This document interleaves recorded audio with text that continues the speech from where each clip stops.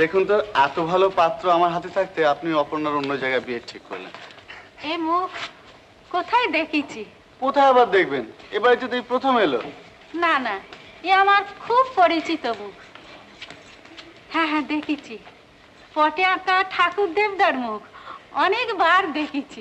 একেবারে সাক্ষাৎ কেষ্ট ঠাকুর, আবার হাতে বাঁশিটিও আছে। এই আসল লোক কোথায় গেল? অপর্ণা, অপর্ণা কোথায়? আশীর্বাদ করি দীর্ঘজীবী হও বাবা।